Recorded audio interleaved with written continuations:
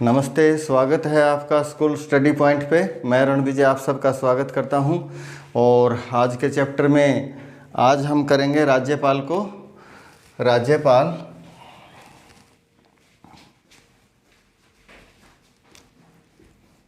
Governor,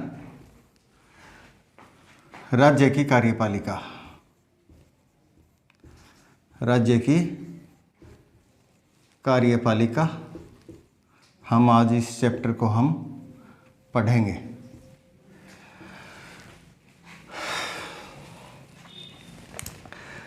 राज्यपाल की कार्यपालिका में को हम 4 भागों में बांट सकते हैं। राज्य की कार्यपालिका को एक राज्यपाल और नंबर 2 पे मुख्यमंत्री और नंबर 3 पे मंत्रिपरिषद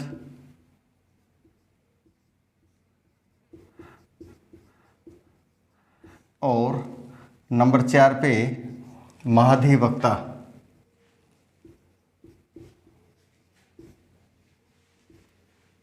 तो इस प्रकार से हम राज्य की कार्यपालिका को 4 भागों में विभक्त कर सकते हैं। राज्यपाल, मुख्यमंत्री, मंत्रिपरिषद, महाधिवक्ता। मुख्यमंत्री तो आपने पीछे मैंने केंद्र स्तर पर जब मंत्रिपरिषद होती है उसी प्रकार से राज्य में भी मंत्रिपरिषद होती है। और केंद्र स्तर पर जैसे अटॉर्नी जनरल होते हैं, महान्यायवादी होते हैं, तो यहाँ राज्य में भी सलाह देने के लिए महाधिवक्ता होते हैं। तो चलिए आज सबसे पहले हम राज्यपाल के विषय में जानेंगे। तो किस अनुच्छेद में राज्यपाल के कार्यों का, राज्यपाल का वर्णन किया गया है, हम सबसे पहले उन अनुच्छेदों को हम यहाँ पर लिखेंगे और अलग अलग बताएंगे आपको। अनुच्छेद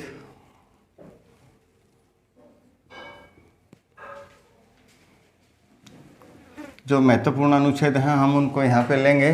अनुच्छेद 152। अनुच्छेद 152 में राज्यपाल के पद का वर्णन किया गया है।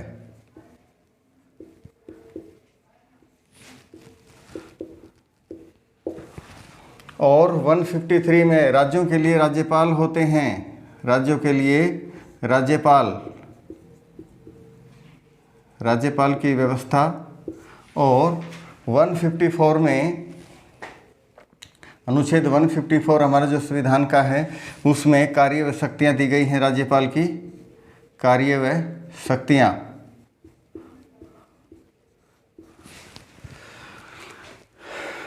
अनुच्छेद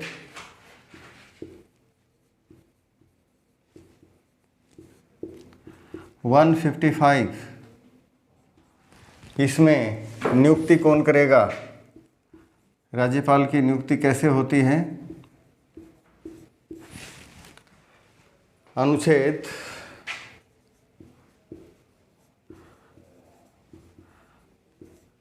156, इसमें राज्यपाल के कार्यकाल के बारे में बताया गया है। राज्यपाल का कार्यकाल कितना होता है, कैसे होता है। अनुच्छेद 157 और 158 में योग्यता, राज्यपाल बनने के लिए क्या योग्यता होनी चाहिए। चलिए अनुच्छेद 159, 159, इसमें हम बात करेंगे शपथ की। राज्यपाल को शपथ कौन दिलाएगा। आगे अनुच्छेद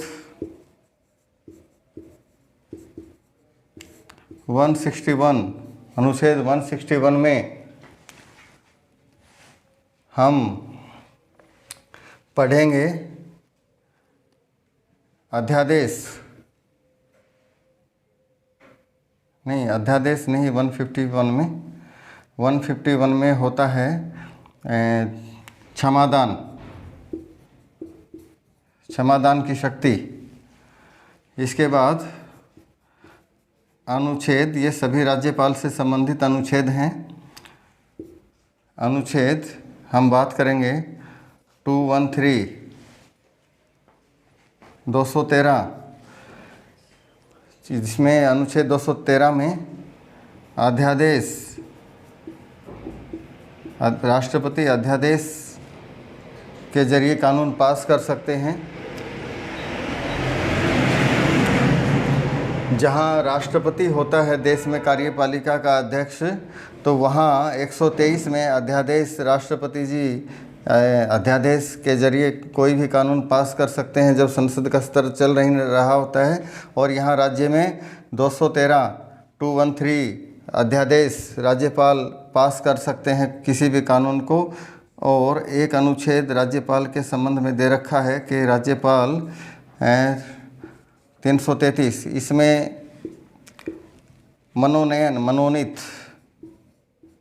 मनोनीत करने की शक्ति राज्यपाल को दी गई है एक सदस्य विधानसभा में।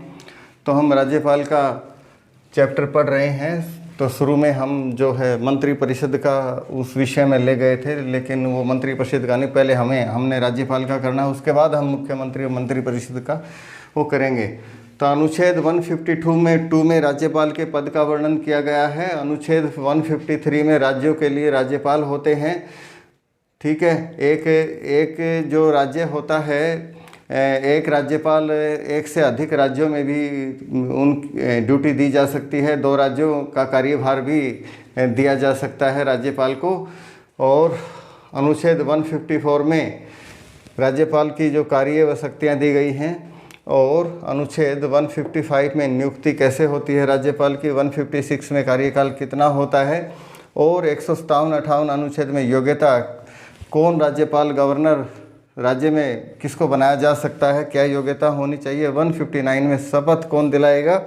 और जिस प्रकार से राष्ट्रपति को क्षमादान की शक्ति है उसी प्रकार से 161 में क्षमादान की शक्ति जो है राज्य के विषय के संबंध में राज्यपाल को भी दी गई है। अनुच्छेद 213 में 213 में अध्यादेश, राष्ट्रपति राज्यपाल महोदय जो है अध्यादेश अकेले कानून पास कर सकते हैं अध्यादेश के जरिए। अनुच्छेद 333 में मनोनीत करने की पावर होती है गवर्नर के पास। तो इस प्रकार से हम चलिए एक एक को हम करते हैं। सबसे पहले हम लेते हैं नियुक्ति।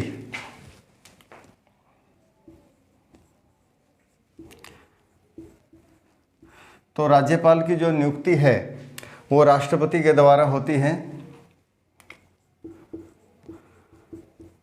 राष्ट्रपति के द्वारा केंद्रीय मंत्रिपरिषद की सलाह पर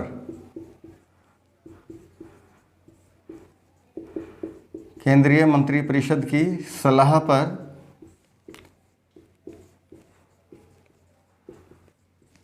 केंद्रीय मंत्रिपरिषद की सलाह पर राष्ट्रपति के द्वारा राज्यपाल की नियुक्ति होती है राज्य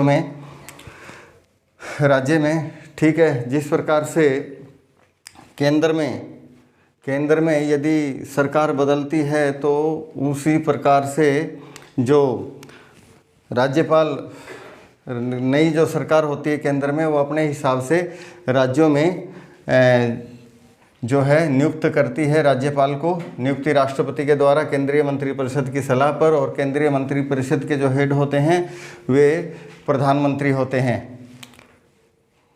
चलिए नियुक्ति के बाद हम कार्यकाल की बात करें।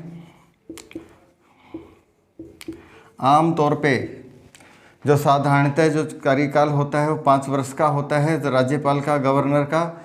ठीक है, और वैसे कार्यकाल फिक्स नहीं होता है। कैसे फिक्स नहीं होता है कि जब नई सरकार केंद्र में बदलती है तो जो नई सरकार होती है वो अपने हिसाब से जो है राज्यपालों की अदला बदली करती है, अपने हिसाब से राज्यपालों को राज्यों में भेजना शुरू करती हैं। इस प्रकार से कोई ही ऐसा राज्यपाल होगा जिसका कार्यकाल 5 वर्ष एक जगह पूरा हुआ हो। ठीक है, और जो केंद्र शासित जो 28 राज्य हैं हमारे देश में, 28 राज्यपाल की नियुक्ति होती है। कई बार क्या होता है, एक राज्यपाल को 2 राज्य का भी कार्यभार दिया जाता है। और जो केंद्र शासित प्रदेश होते हैं उनमें लेफ्टिनेंट गवर्नर होता है। लेफ्टिनेंट गवर्नर होता है, एलजी होता है। तो कार्यकाल के बाद हम बात करें योग्यता की। योग्यता क्या होती है? राज्यपाल के लिए योग्यता 35 वर्ष आयु होनी चाहिए। 35 वर्ष आयु पूर्ण कर चुका हो, और वो जैसे भारत का नागरिक हो और दिवालिया ना हो, पागल ना हो। इसके अलावा जो यदि वह सदस्य है, विधानमंडल का या संसद का सदस्य है, तो वो पहले रिजाइन करना पड़ेगा इसको। और यदि राज्यपाल की नियुक्ति हो जाती है तो वो पद जो है, चाहे वो संसद का सदस्य है और चाहे वो विधानमंडल का सदस्य है, वो पद स्वतः समाप्त हो जाता है। और जो है राज्यपाल बनने के लिए किसी लाभ के पद पर ना हो, माने कि गवर्नमेंट जॉब में ना हो, ये योग्यताएं होती हैं राज्यपाल बनने के लिए। और इसके बाद शपथ राज्यपाल को कौन दिलाएगा? जिस प्रकार से केंद्रीय स्तर पर राष्ट्रपति को शपथ सुप्रीम कोर्ट के मुख्य न्यायाधीश दिलाते हैं, तो यहाँ जो है राज्यपाल को जो शपथ जो दिलाएगा वो हाई कोर्ट का चीफ जस्टिस होगा, उच्च न्यायालय का मुख्य न्यायाधीश। उच्च न्यायालय का जो मुख्य न्यायाधीश होता है, राज्य में बड़ा पद होता है। तो हाई कोर्ट का जो चीफ जस्टिस होता है वो राज्यपाल को शपथ दिलाएगा। राज्यपाल जो है राज्य स्तर पर कार्यपालिका का अध्यक्ष होता है। जिस प्रकार से राष्ट्रपति केंद्रीय स्तर पर कार्यपालिका के संवैधानिक प्रमुख होते हैं, इसी प्रकार से राज्य स्तर पर राज्यपाल संवैधानिक प्रमुख होते हैं राज्य के। शपथ के बाद हम बात करते हैं क्षमादान की।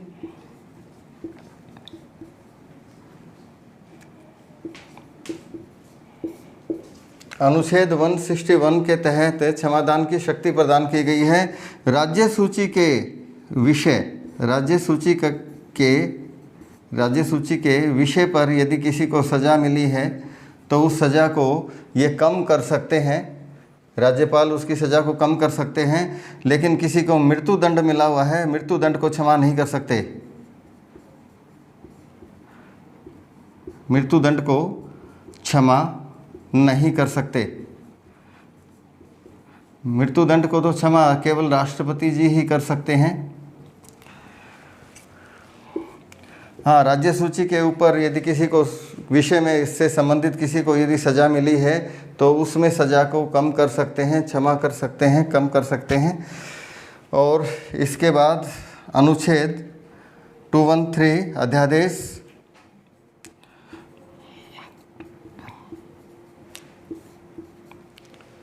जिस प्रकार से केंद्रीय स्तर पर एक जो संसद का सत्र चल नहीं रहा होता है तो उस समय 123(1)(2)(3) के तहत राष्ट्रपति अध्यादेश के जरिए कानून पास करते हैं, अकेले कानून पास कर सकते हैं। इसी प्रकार से जो है राज्यपाल को भी ये पावर होती है जब विधानमंडल का स्तर चल नहीं रहा होता है। विधानमंडल का स्तर यानी कि विधानमंडल में विधानसभा और वह विधान परिषद होती है। लेकिन ये विधान परिषद सभी राज्यों में नहीं है, 7 राज्यों में है।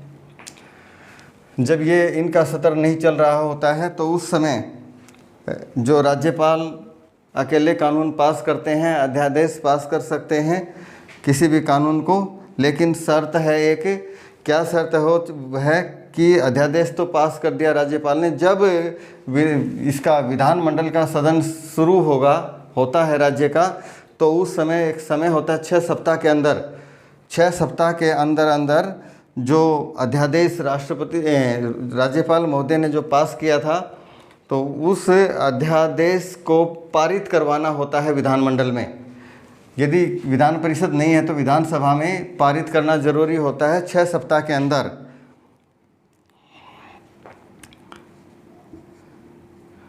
छः सप्ताह के अंदर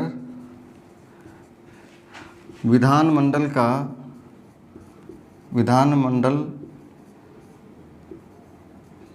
के स्तर में पास करना जरूरी होता है, अनिवार्य है।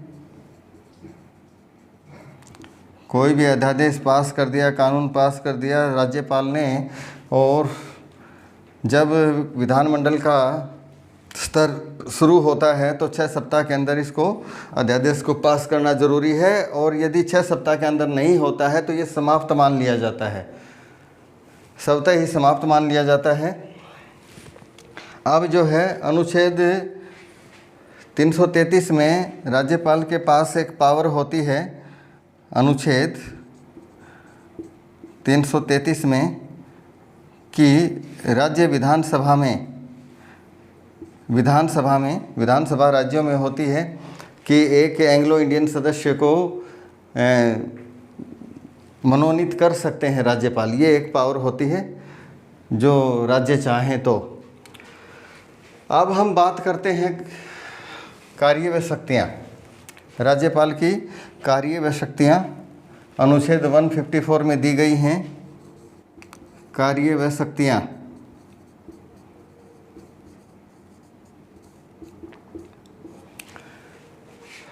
अनुच्छेद 154 के तहत कार्य व शक्तियाँ राज्यपाल की क्या हैं?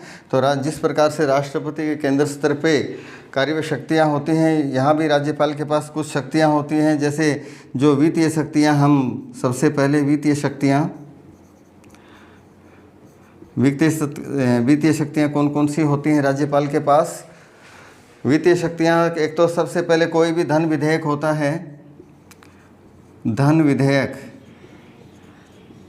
विधानमंडल में या विधानसभा में धन विधेयक होता है, उसको पास विधानमंडल में लाने से पहले जो स्वीकृति जरूरी है राज्यपाल की। धन विधेयक विधानमंडल में से पहले, विधानमंडल में पेश करने से पहले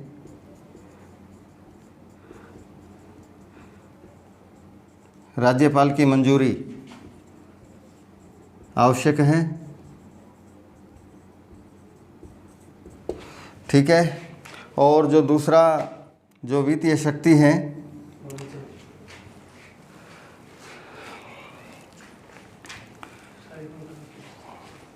चलो यहाँ लिख देते हैं।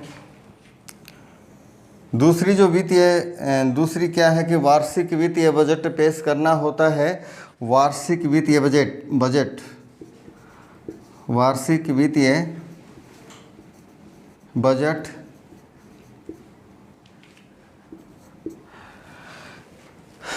पेश करने से पहले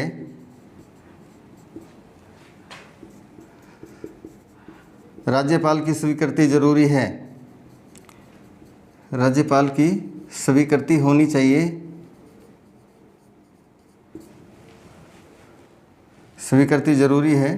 तो ये कुछ वित्तीय शक्तियाँ हैं। एक संचित निधि जैसे केंद्र स्तर पे होती है, तो यहाँ भी राज्य स्तर पर भी एक संचित निधि होती है।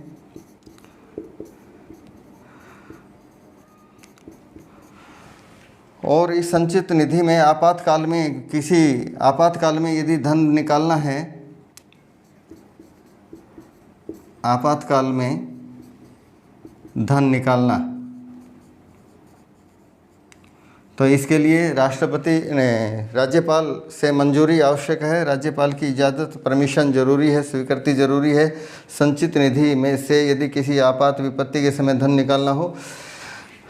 और जो है राज्यपाल के पास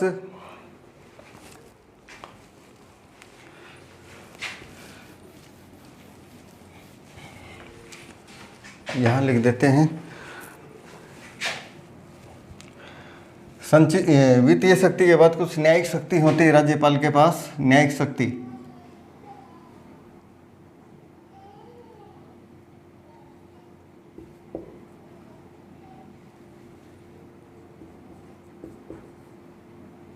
न्यायिक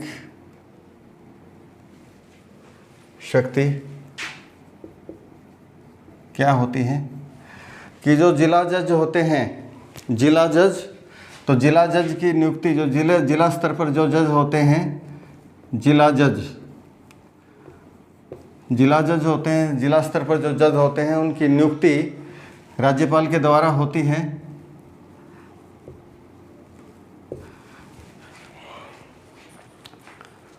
और जिला जज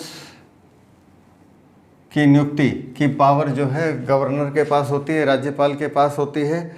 और दूसरा, मृत्यु है, दंड को तो नहीं कर सकते क्षमा, लेकिन राज्य सूची का कोई विषय है उसके ऊपर जो है राज्यपाल किसी की सज़ा को कम कर सकते हैं। तो ये शक्तियाँ हो गई, वित्तीय शक्तियाँ हैं, न्यायिक शक्ति हैं राज्यपाल के पास।